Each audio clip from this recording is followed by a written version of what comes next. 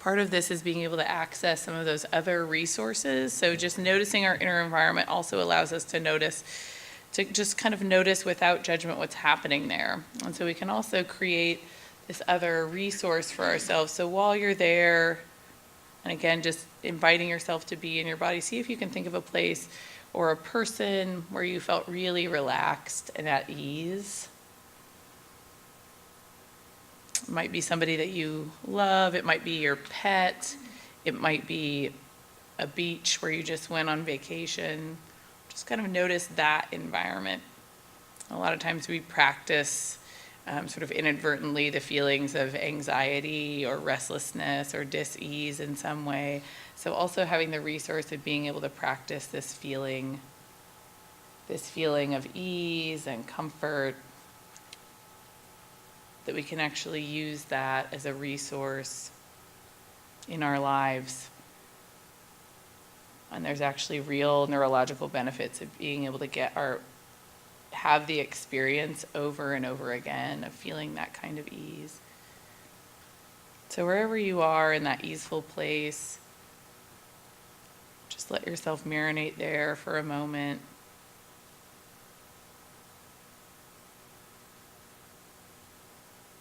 Feeling the feelings that exist there.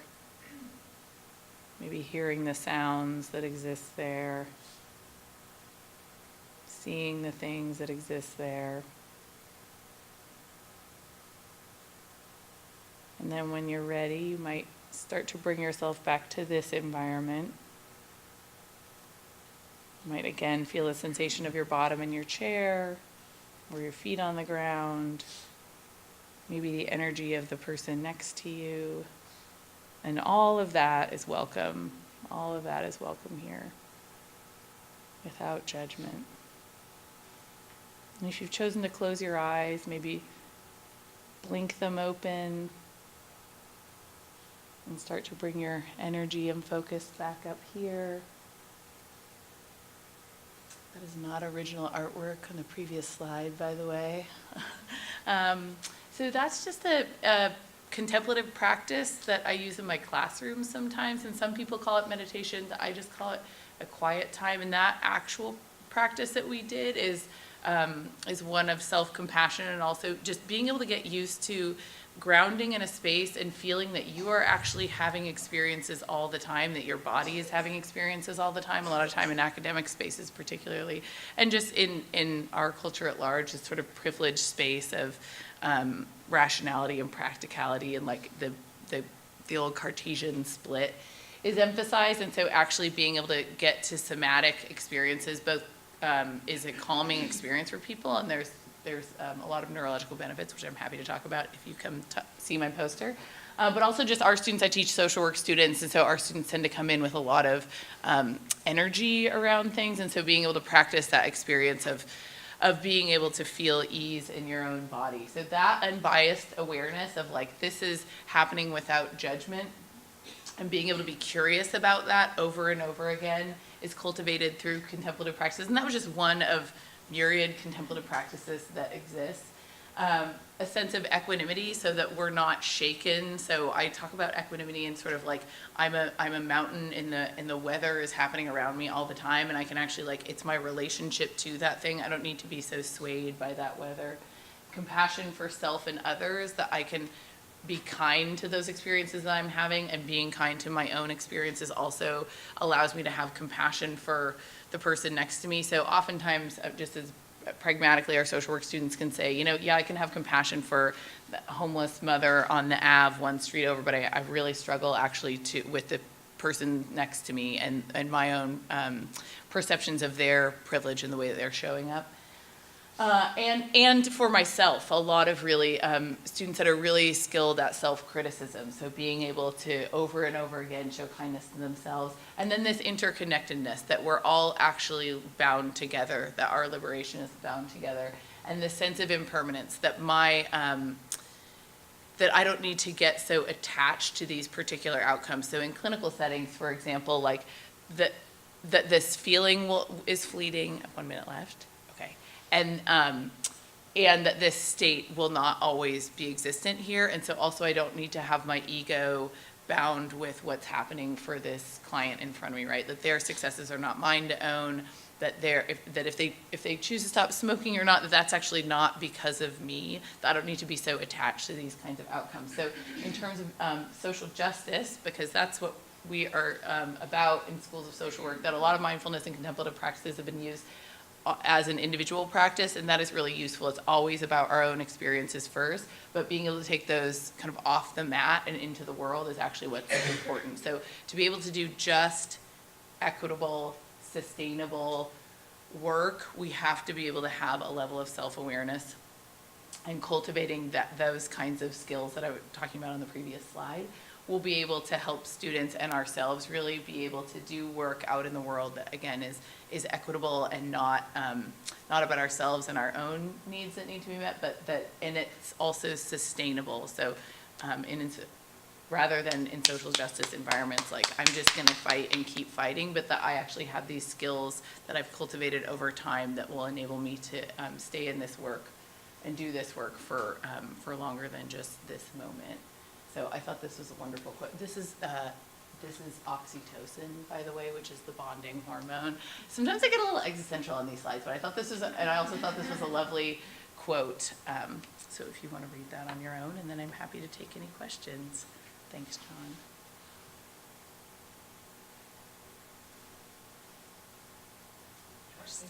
Yeah. So let's talk a little bit about what we know and what we don't know when it comes to sexual assault and IPV among Black college women. So we know that somewhere between 1/5 to 1/4 of college women experience some sort of sexual assault. However, few studies have actually analyzed their results according to race. And for those that have, the results have been pretty mixed. We also know that dating violence occurs in somewhere between 20 to 37% of college physical violence and intimate partner relationships. However, no studies have examined this relationship according to race, but we can compare the campus sexual assault studies, which were done at both predominantly white institutions and historically Black colleges and universities. And from those studies, we know that Black women reported significantly more physical violence within their relationships than white women at the PWIs. We also know that Black women in general seek less help, and specifically formal help, following any sort of victimization compared to white women. Okay?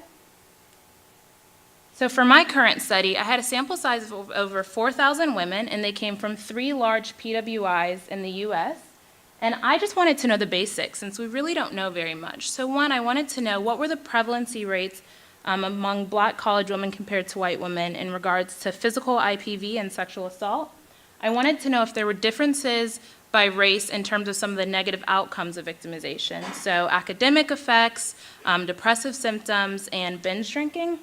And lastly, I wanted to know if there were differences by race in terms of help seeking following victimization. So you can see from this graph here, this is a prevalency rate graph, that the results were sort of inverse for the Black and white females. However, only the difference in physical IPV was significant by race. So Black women experienced more physical IPV than white women. We also found that victims of physical IPV and sexual assault were more likely to endorse the depressive symptom than non-victims. However, that did not vary by race. Additionally, the effects of victimization on academics did not vary by race. However, this is a new outcome that people are just starting to pay attention to.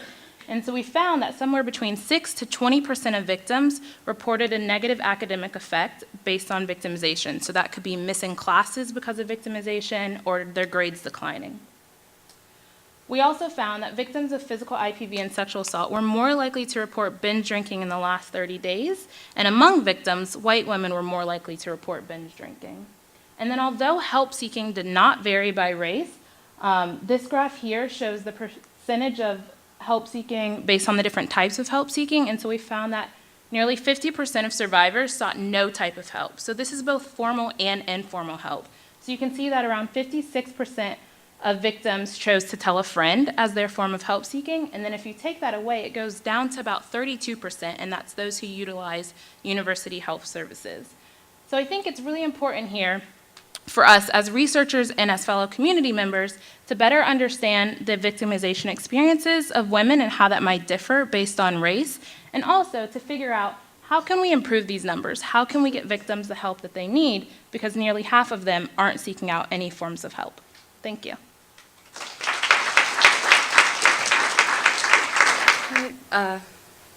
Like John said, my name is Aisha Luo. I work at LifePath's Appalachian Research Center, and my poster is called How Much Can Being Online Hurt? Exploring the Effects of Online Victimization in Rural Appalachia. So we wanted to ask, our main research questions were, what types of online victimizations are self-reported as the most upsetting? And do people who report online victimizations have higher levels of trauma symptoms than others in this rural community? So we passed out surveys to 478 participants in rural Appalachia, and we asked them questions on our trauma symptom scale, which asked them how many times in the past month have they experienced trauma symptoms like feeling lonely, feeling angry, feeling like yelling at people. And we also asked 14 items from our digital poly-victimization scale, which we split into 2 categories, cyberbullying and cyber theft. Cyber theft dealt with issues of privacy invasion and hacking, things of that matter. So previous studies have linked online victimization with negative psychological problems in adults and adolescents, but a lot of the time cyber theft is often left out of the equation, and a lot of the time, like most studies, rural Appalachia and rural areas in general are left out.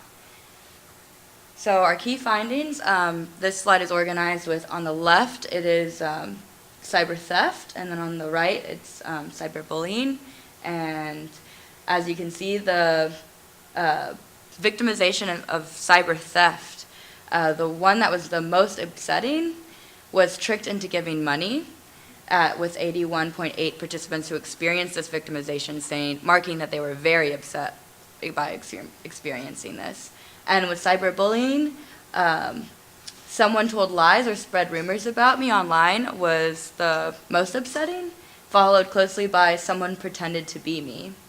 And then the bottom 2 tables is when we found out that, not surprisingly, people who reported experienced online victimizations reported having higher trauma symptoms. But what we did find that was surprising were that things that you wouldn't actually see usually as victimizations, like having those ads that have your personal information on them, like when you shop for Converse shoes on Amazon, and then when you get on Facebook, all of these ads for Converse shoes will pop up. And that was actually significant with trauma symptoms. So if you'd like to learn more, please come talk to me at my poster. I'll be that 3rd one over there, and I'd love to come talk to you and answer your questions. Thank you.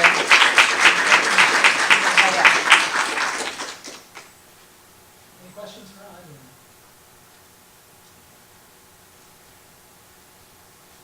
Thank you.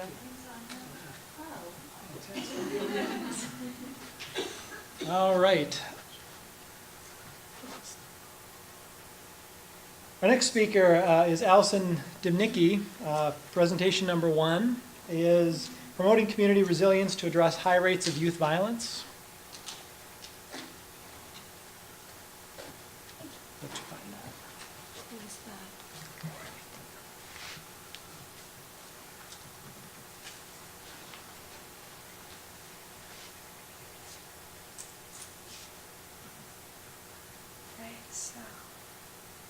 So I'm just talking a bit today about a 5-year initiative that we're working with the Center for Disease Control, Injury of Violence Prevention on, and it's designed to work directly with local health departments, 12 local health departments in high violent areas throughout the country. And the idea, and you can see this, the sites listed up here, the idea is really to build community capacity, both of the local health department and of community partners, to try to select and implement and scale up evidence-based strategies, or strategies based on the best available evidence, they're now calling it, and also to develop community coalitions that will be sustained after the initiative is over.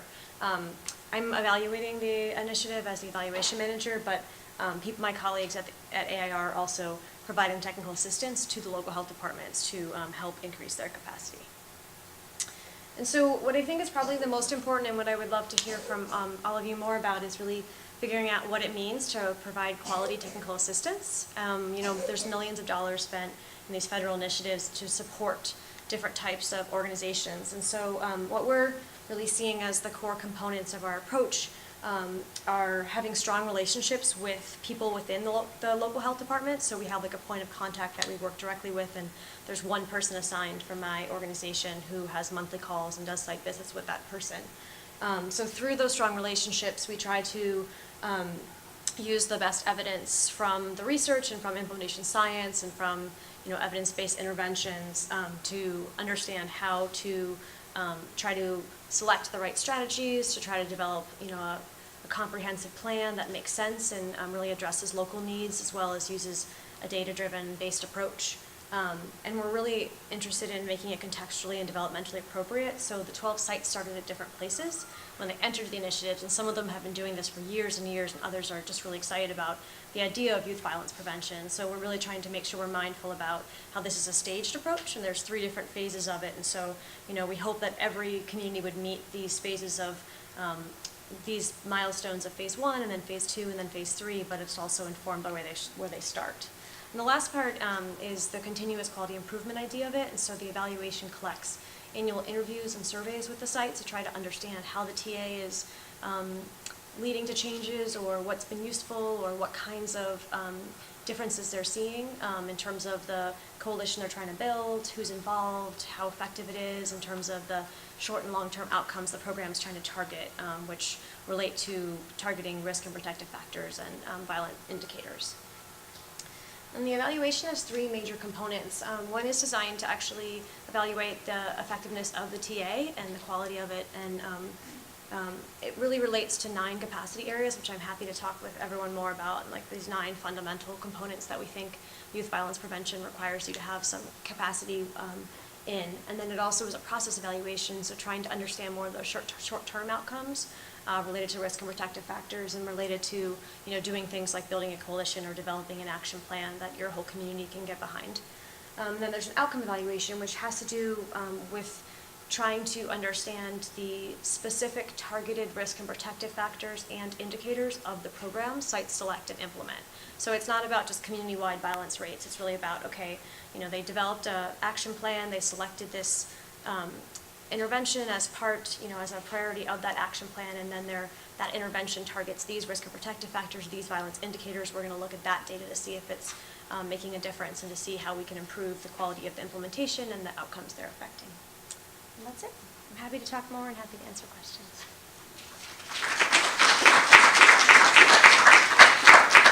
All right, hi everyone. I'm Zach Blount. I work with LifePath's Appalachian Research Center, and my poster is called Communicating with Children About Interpersonal Strengths. So we did some focus groups and some one-on-one cognitive interviews with the hope of finding how children describe where they find sources of interpersonal strength. And with this, we wanted to figure out how can we develop some surveys that are easily understood by children. And so when we're developing our measures and our surveys, if we're using words that children don't understand, our data is not going to make any sense. And so we wanted to ask children how they describe these sources so that we can develop these measures to be more accessible to them. So some things we found that we need to consider are reading abilities. Particularly, reading abilities don't always map onto age or grade level. So you might have a 5th grader who's reading at a 3rd grade reading level. So you need to, when you're developing your measures, of course, try to keep the grade level as low as possible. You want to define abstract concepts. So the 2 that we found were family and community. Those are really hard for us to describe, so it's going to be really difficult for children to describe. I'll get into more of that in a second. You want to be cautious of phrases with figurative meanings. I'll have some examples of that in a second as well. And then tough verb conjugations. So it doesn't make any sense. We say teach, and then we say he taught someone to do anything. That doesn't make any sense in the English language, but we do it, and kids don't understand it. Okay, so some results. Community is one of those big abstract concepts that were really hard for children had difficult describing it. We had people say your community is your neighbors and the houses around your house. We had people say it was schools, so kids would talk about their peers and their teachers as being part of their community. On examining parental and family variables as possible moderators of the relationship between maltreatment and delinquency.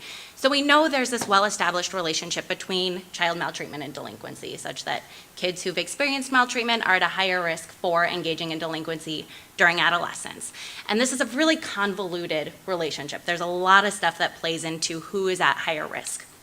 So there's been some research that has explored possible moderators of this relationship, focusing on child race, child gender, number of substantiated cases that somebody has had, the timing of maltreatment, the type of maltreatment. But nothing has really looked at parenting or family variables that might moderate this relationship. And this is interesting because we know that there are parenting and family variables that relate independently to both of these, but nobody, to our knowledge, looked at whether any of these parenting or family variables moderated the relationship between maltreatment and delinquency. So the purpose of our current study then was to explore whether those variables moderated that relationship. So we used data from the LongScan database, which is the longitudinal studies of child abuse and neglect, and this was a nationwide collaborative effort to examine common causes and consequences of maltreatment. It's this huge database, and they collected a lot of different research on different causes and consequences of kids all across the country. We focused specifically on substantiated cases of maltreatment as our primary predictor, and because this was a longitudinal data set, we were able to code maltreatment based on the timing of maltreatment to create 4 different groups. We used this to predict our main outcome, which was delinquency, and then we looked at 7 different proposed family and parenting factors. Things like, are parents aware of what their adolescents are doing, who they're spending their time with? What is the quality of the relationship between parents and adolescents? What are parents' reported levels of distress, depression? What is their involvement like in the community? What positive or negative life events have happened for adolescents, and what is the poverty level? To examine these results, we looked at 7 different ANCOVA models, all of which we controlled for gender and race in our models because those significantly predicted delinquency. And then we looked at maltreatment and 1 family or parenting variable in each model with the interaction term between child maltreatment and the family or parenting variable. Only 1 of those models was significant, the model including community and religious disengagement.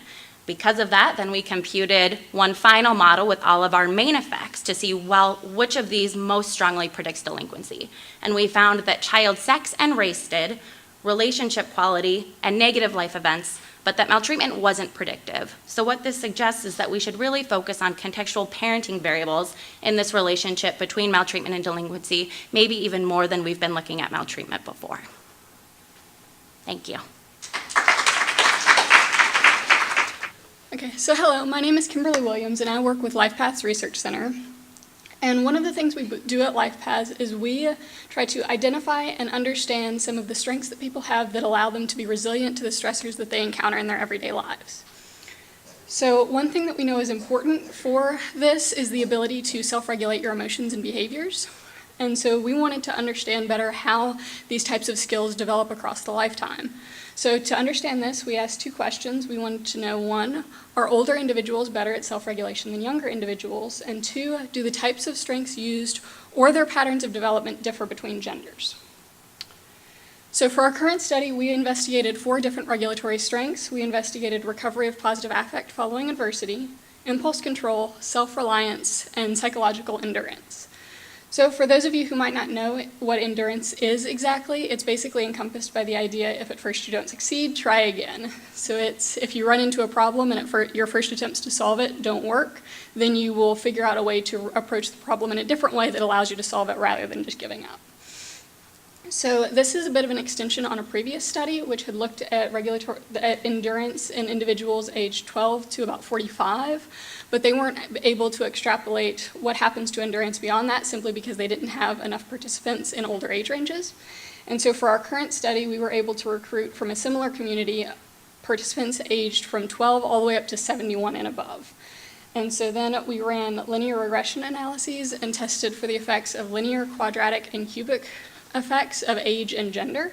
And just to give you a bit of a teaser into our results, this is what we found. So in this graph, there were significant effects of age in both the linear and cubic models, and then there was also an interaction of gender in both of these as well. And so as you can see, between the ages of about 12 and 40, males and females are relatively similar in their endurance.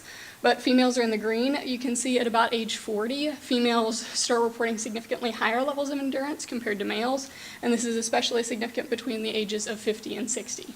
So this is really interesting, and if you'd like to know more about kind of how we can use this information or the other things that we have found for the other mechanisms, please come and see me at my poster. I'll be over here to the right, second poster in. Thank you. Any questions? So what I was really interested in is how in the literature there is this disparate findings in that some individuals, after experiencing trauma that are religious, have higher rates of PTSD and maladaptive outcomes, whereas with some individuals, religiosity seems to really help promote positive functioning, positive outcomes. And so I was like, why are there these different findings? How is religiosity helping some individuals and not helping others? So I was trying to figure out what's behind that. So what I did is we had a study at our university with college students, and it included 161 college students. It was a survey that we gave to undergraduates. And what I was particularly interested in was religious coping, but what I wanted to do first was control for some other variables. So first I controlled for circumstances surrounding the trauma in my hierarchical regression model. So I controlled for youngest age at first trauma exposure, violence perception, so how traumatic they view their trauma, confiding in other individuals, and violence frequency. So I looked at how all of these in my first step of the regression model contributed to resilience. And the only thing that was significant was that youngest age at first trauma. So the older you were when you first experienced trauma, the higher your resilience was. Which does make sense because if you're older, you have more coping mechanisms that you can use to deal with trauma. And so that I controlled for that, and then in my second step of the model, I added in social support from family and friends and optimism, because I wanted to control for that so that when I do look at religiosity, I want to see how that relates. So family support, having higher family support related to higher resilience, and having higher optimism levels related to higher resilience, which both of those do make sense. And then in the final step of the model, I added in religious coping, positive and negative, using the R-cope. And positive religious coping was related to higher resilience, whereas negative religious coping was not related at all, which I think these findings indicate that when you're assessing religiosity, a lot of times it's just assess, are you religious, are you not religious? And that doesn't really get at your relationship within your religion, because positive religious coping is looking more at you look to God for support, and you have like a supportive relationship in your religious church community, and it's more like a positive relationship, whereas negative religious coping, you could feel guilt, you could feel anger towards God, like why did all this happen to me? And then you could feel guilt about feeling anger towards God. You know, there's a lot that goes into that religious relationship, and that needs to be assessed to really fully understand how it affects their outcomes. Very interesting. Very interesting. So any differences as far as the different belief systems, the paths that are out there, did you split it apart? I did not, but that would be really interesting to look at. Our sample, we didn't assess for a specific type of religion, but given the location, we're in the South, it's probably, and the predominantly white female sample, it's probably not a lot of variability in the type of religion, but that would be very interesting to assess and then also control for in future studies. Okay, so why is it 85% female in the sample? The university just has more females, in particular in psychology classes, so we have a convenient sample so that we got individuals that were in psychology classes that took this for credit, and psychology is just more commonly class taken by females. Okay. Would you say it's the faith system itself is neutral, but it can be used in a traumatic way? an oppressive way, but it also, in the support of a family, then it can also be a positive Yes. support. Okay. Yeah, I think it really depends on the relationship you have and how you view the relationship, and even how you use others within your relationship. So a lot of times, church communities can really promote resilience by being really close with each other and supporting you. For example, like I know an individual that had a traumatic experience in her church. Was really helpful for her, and like she couldn't drive anymore, and they gave her rides, and it really helped her. Whereas some churches can kind of alienate you if something happens and it doesn't match with their views of what's right, So depending on all of that, there's a lot involved in religiosity, and it's important not to just assess, do you have a religious view and what is it? It's tell me more about it. And there's different measures that can do that. Okay. There's a lot that can be done with this. Yeah. Very interesting. The main takeaway was that the younger it happens, the harder it is to be resilient. The older that they were, the more resilient they were. Okay, Yeah. so the younger they are, the harder it is to find resilience when that trauma happens. Yeah. Okay. Yeah, and that's when their first traumatic exposure was. So a lot of these individuals had multiple trauma exposures, but we looked at their youngest age at that first trauma exposure. Does this take into account that the religion, the belief system itself can be the source of trauma? Say, as a young person growing up and the church says, no, you are to be this gender, this sexual identity or something like that. Why? Because my Bible said so, and you're going to do that. So does that play into the factors of trauma to saying that I'm having conflict with what the religious path tells me I'm supposed to be and supposed to do, but I have internal conflict that doesn't apply to me anymore? I think that it definitely could count as a trauma. For this particular study, we operationalized it as physical violence and sexual violence, or sexual trauma. So those are the two things that we looked at. But that could definitely be a measure that includes looking at. You could even do a qualitative measure, asking them what their view of their traumas were, because a lot of trauma measures are very specific, looking at emotional, sexual, and physical. And if you were able to look more and let them define what their trauma was, that could actually be really helpful as well. Okay. But that's not what we did. So far, no studies have examined patterns in individuals' coping strategies in response to a specific traumatic event. So usually people look at these coping strategies in isolation and how each of them might relate to outcomes of interest. So a lot of studies have found that more problem-solving coping is associated with lower levels of PTSD symptoms later on. Okay. And higher levels of problem solving would be related to increased resilience. But few studies have looked at patterns in coping, and the studies that have all looked at general coping styles. So this study looked at how people coped with their most traumatic events. So they selected their lifetime most traumatic events and then told us how they responded to it. And then I used the subscales on our coping measure as indicators in a latent profile analysis to come up with different classes of coping. And then I looked at how the classes were related to resilience and post-traumatic stress.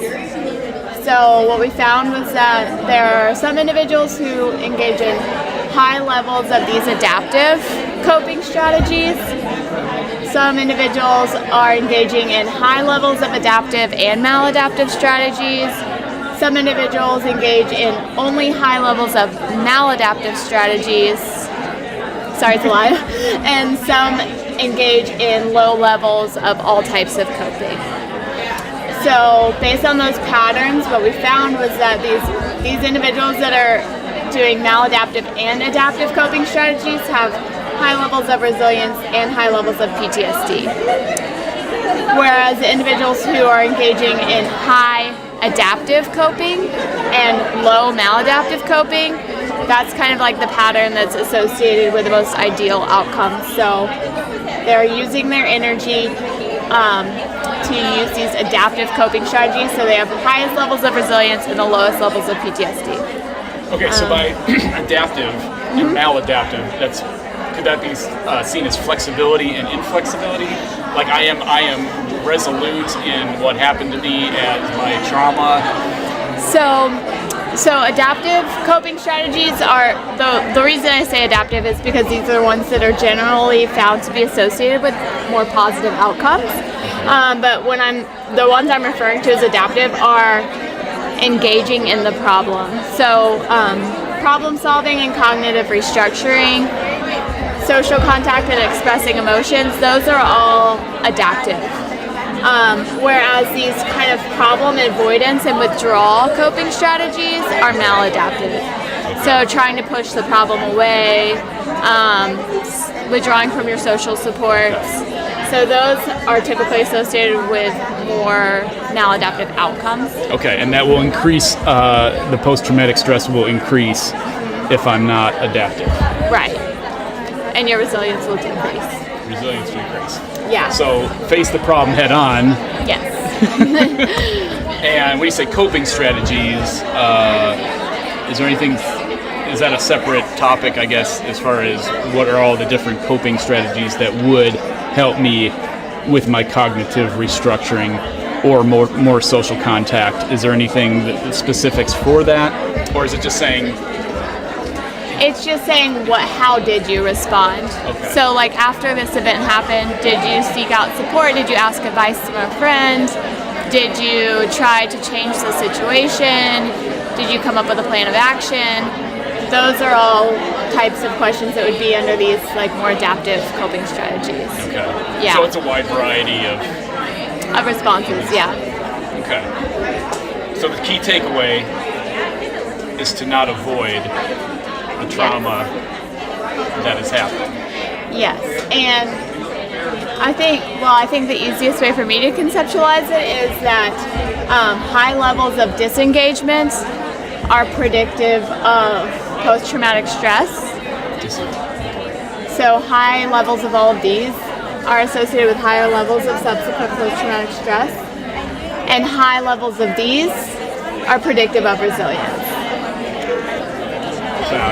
So I'm trying to combine intersectionality with the resilience framework, and basically what I'm saying is all of these things, the socially constructed identities, the oppressions, and the context affect how children cope with their experiences with domestic violence. Okay. So what is the key takeaway here? How do they cope with domestic violence? Well, this is in the theoretical stage. This is at the very beginning. Okay. So we haven't actually done the study yet. Okay. I'm trying to scan here what you have. So this would be, okay, so all of these are aspects of our culture here that are affecting that are part of the cause of These are the identities. And then you have oppressions, like racism, sexism. Okay. And then you have the context that it's situated within. Okay, the context, the oppressor, and then this is, what was it again? What did you call this? Identities. Identities. Yes. Okay, and each part of this forms, is this for youth? Is this mostly for youth or what? Youth. Youth, okay. Yes. So this is all part of... This all forms a child's unique circumstances. Okay. Yes. Okay. So if you want to study resilience, you need to understand that all of these things are affecting it. Okay, okay, Yes. very interesting. And so how are you're pulling apart each one of these things with your studies, with the data that you're getting? I'm trying to see what comes up in the data. We're doing memoing, qualitative studies. So we're doing memoing, so we're going through and seeing which of these come up, what the youth are saying about these different things, what they're saying about how they're coping or who they're disclosing to. Okay. Yes. And what have you found as far as coping mechanisms? Is there that's what you're doing right now? That's what we're doing right now. Okay. Yes. Okay. Parental warmth, community factors. Okay, so these are the three categories. You have the individual, the family, and then the community. Community factors associated with resilience processes. And are each of these like a link in the chain? If you get one broken, does the whole thing fall apart? No. Okay. No. Yeah, you can have any combination of them. Okay. Intimate partner violence. Okay. And what is the trauma specifically with violence or sexual Domestic violence. Domestic violence. Yes, domestic Okay. violence. Yes, sir. Okay. So we looked at the relationship between maltreatment and delinquency. We know that those who are maltreated are at higher risk for engagement in delinquency, but nobody's really looked at whether parenting and family variables moderate that relationship. So that's really what we were interested in. By delinquency, what would that mean? Teens who are doing things that are illegal. So for teens, that includes things like skipping school, but also things then like stealing from the local convenience store. Okay, and so what is the connection? So that delinquency will go up with the link between the parental factors. So that's what we were curious about. So there are things that suggest in the delinquency literature that parents who aren't as involved with their kids are more likely to be delinquent. But we haven't looked at whether kids who have a history of maltreatment, so kids who have been physically abused, are at a greater risk for delinquent involvement based on these parenting factors. Okay.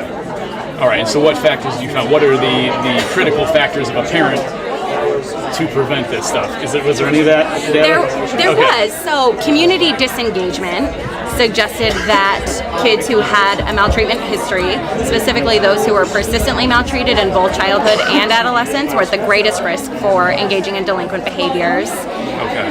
All right. And then the really interesting thing that we found was that independently, things like the parent-adolescent relationship predicted delinquent involvement more than maltreatment did. What was that again? So I'm trying to get the connections in these words here. So the quality of the relationship between parents and adolescents most strongly predicted delinquent involvement.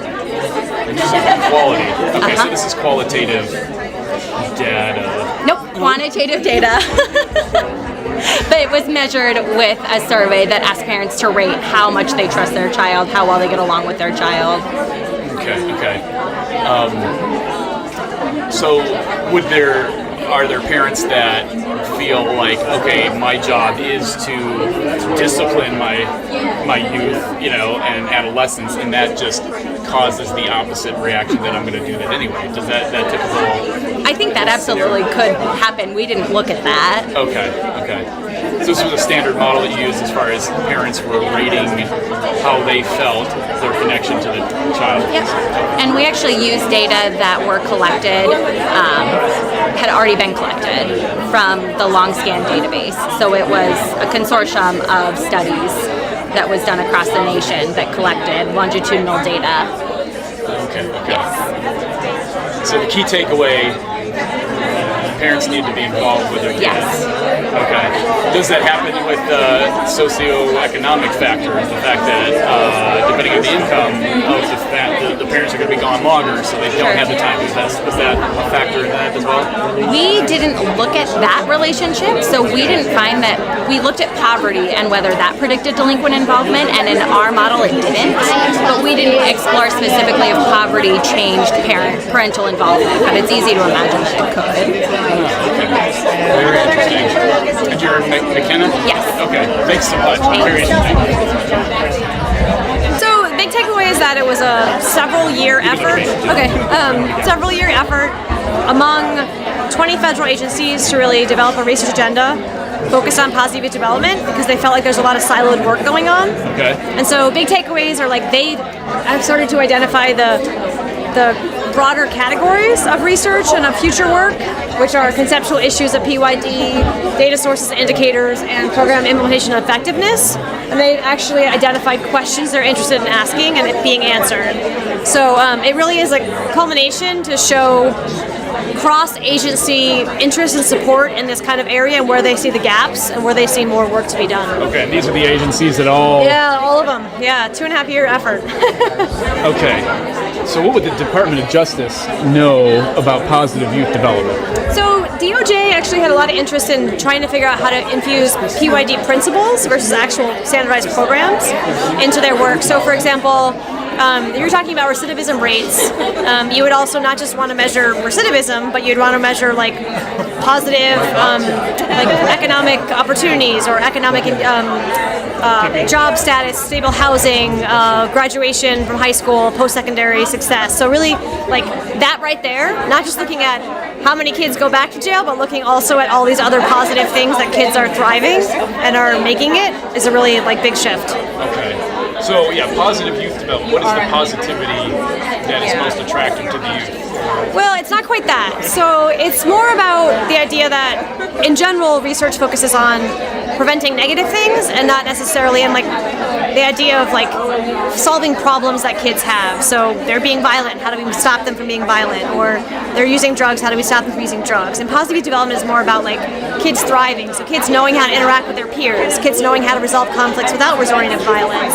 Kids knowing how to self-regulate their own emotions. So kids knowing how to develop relationships with others. So those kinds of things. So it's an area just less studied. I think the main takeaway is if you're doing this work, look at the things federal agencies are interested in and see if you can start to address these questions. See if you can start to figure out ways to make this one of your priority too. Is the outcome with positive youth development, is it to say that for my youth, sure, going to school, I found it to be, so antiquated. Okay. So what program could possibly, and we have the same system. We have facts and formulas and figures that are just given to the kids, and then they spit it back on a test with no connection to the real world. Okay. Or the only thing is simply so you can get a job someday. Okay. So, and then the kids look at their parents like, why do I want that kind of lifestyle? Okay. So how would a program deal with that root problem of apathy that kids would have toward culture just on the basis of what they see out there? Is there anything like that? Yeah, so think broader, think outside the box. You're thinking about a specific program that like would answer that. There's no like one program that's going to do that. So it's more about, so why is education like how you're describing it? You know what I mean? So in a school, it sounds like you're interested in schools that your kids are going to. So in a school that's exemplifying positive youth development, a kid would be excited to go to school because they would have a project they were working on there that like was directly related to things they're passionate about, right? So yes. It would be about figuring out what their inner drives and motivation are and how they can actually focus on that in the school day, in the context. So for example, if your kid's really interested in engineering, it would be like, him working to design a bridge and to actually like make a model of a bridge, which I've seen happen in high schools. Yes.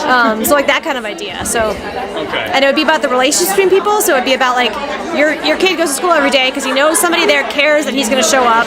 He knows his friends are going to look out for him. He knows, he's got people that will listen to him if he needs help or will answer questions. Yeah. Okay. So Engagement, positive relationships, knowing how to resolve conflicts without resorting to violence, like knowing how to make friends, knowing how to communicate with others, all these kinds of things Is that kind of conflicting to the youth though, that when we're like, oh, don't use violence, but these guys get to use violence? I don't usually say that. That's what I'm saying. It seems like a lot of it is do as we say, not as we do. I don't think that's true. Okay. I mean, we have the highest incarceration rate, right? But I think there's a lot of efforts being done right now to break what they call the prison pipeline. So kids getting incarcerated and going on to be in jails and criminal justice systems. So I wouldn't say that we're saying do as we don't, you know what I mean? Like, I don't think that's the idea of it. I think there's a lot of schools. I could give you 12 school districts across the country that are in thousands of students that have infused these practices and really are not incarcerating kids or not setting them, expelling them, suspending them. So yeah. Okay. I guess I'm a little out of the box. No. I think you have the questions you should be asking, but I don't think it's true across the board. Yeah. Okay. All right. This is very interesting. Yeah. So I found that Black college students were more likely to experience physical IPV compared to white female college students. And I was looking specifically at predominantly white institutions. Okay. And so I also found that although it wasn't vary by race, victims experience a lot of negative academic effects due to victimization. So this can be like missing classes or their grades declining after they're sexually victimized or physically victimized by a partner. And so this is something new that we haven't really looked at before. And interestingly, it seems like sexual assault has more severe effects on victims in terms of their negative academic outcomes compared to physical victimization. So I'm not really sure why, but that's sort of a new finding. So physical victimization would be just simply regular violence, I guess. Or Yeah, like your partner hitting you, kicking you, throwing something at you, pushing you, shoving you, anything like that. Whereas sexual assault is unwanted sexual experiences. Okay, so, but it's intimate partners, so there's already Yes, that's the physical intimate partner violence. Okay, so this is taking into account that there's already some dating relationships, a little bit of consensus of some sort Yes. that gets out of hand. Right, for the physical intimate partner violence, yes, they're in an intimate relationship, but the sexual assault could occur outside of an intimate relationship. So it could be anyone that commits that. Yeah. So is there anything correlation with the whole no means no campaigns that I've heard or that you hear in the news and all that? Is that the same? Is that kind of the same thing where they're trying to draw the line? Yeah. And then it doesn't. Trying to get students to understand that. Of where they draw the line. Yeah. I mean, it's not like directly related, but yeah, indirectly. So really, I just wanted to know, what were these different victimization experiences like for women of different races? Because so much of what we know is from predominantly white samples, and the results are just kind of generalized to everyone in college. Yeah. And we know that that's dangerous to do because for different cultural reasons, women might experience these victimization experiences differently. And so that's really what I was kind of tapping into. So now you have the data. Yeah, there's a difference there. Yeah. Okay. So it's kind of inverse, although this relationship was significant, whereas that one wasn't. But Wow, a big jump for the assistance comes from friends. yes. But even still, that's only 56% of people are seeking help from a friend. So that means somewhere around 44% of victims aren't seeking any help. So that means not telling a friend, not going to a health service place, not looking online for help, not calling a hotline, any of that. So it's a large number of victims who are just basically going through it on their own. Is there any data that says why they would do it, or is it just the natural human tendency to withdraw? You know, we don't really know. I think there's a little bit of qualitative data specific to Black women and some of the barriers to them seeking help. I think some of it for them specifically has to do with believing in this archetype of the strong Black woman and this idea that I should be able to handle things. My grandmother had to handle things on her own. My mom had to handle things on her own. We are the caretakers. We're the ones who kind of have to deal with everything on our own. And so it's this idea of if you need to seek help outside, like it's almost a sign of weakness. And so I think that is a part of it for Black women specifically. But as a whole, for Black and white women, I'm not sure why. I was not expecting to find the rates of help seeking to be that low. Okay, so for Black women, it's lower, you're saying? Yeah, it was marginally significant for Black women who had experienced sexual assault.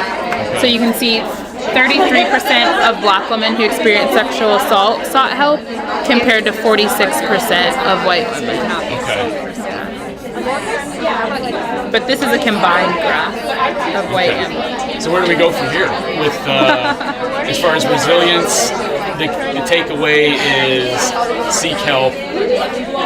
I think the takeaway is that we, as researchers and community members, need to figure out how do we tailor our resources so that they're actually attractive to victims.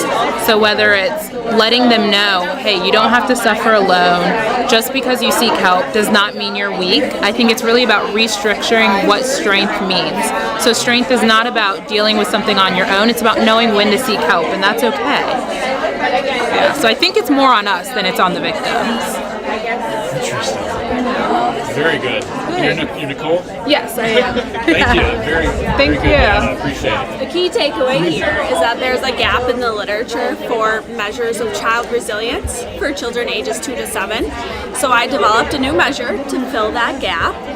I piloted it in a sample of children in foster care. So their caregiver, meaning their foster parent or their adoptive parent, filled out the measure. And the results show that it is a valid and reliable measure, at least in this initial pilot sample, and that we are measuring 4 different domains or factors, including the caregiver-child relationship, the child's behavior, the child's self-regulation, and the child's cognition. Okay.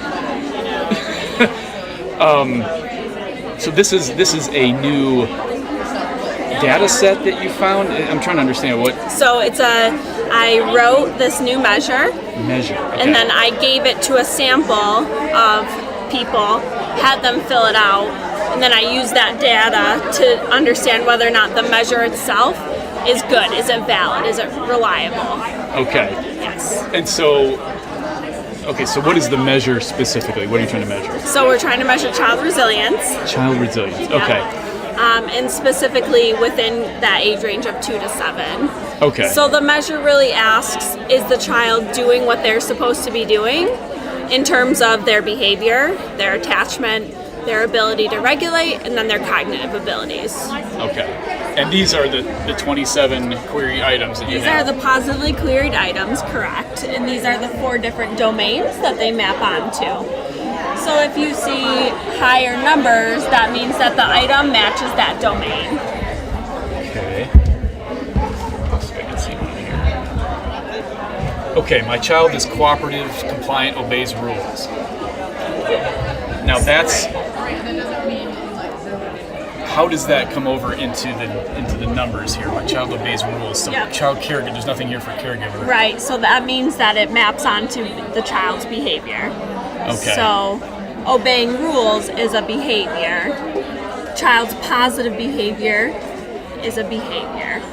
Whereas my child enjoys playing with me, that maps onto the construct of caregiver-child relationship. Okay. So the more often that caregivers endorse these items, so the more often they say, yes, this happens, the more resilient the child is at that time. Resilient to continue to not obey rules, or, because I think most children, that's part of their will is inevitably questioning things and being defiant. So we know that resilience can fluctuate over time, and the measure is a point in time, but it's more so overall. So overall, is your kid following rules? Overall, is your child enjoying your attention?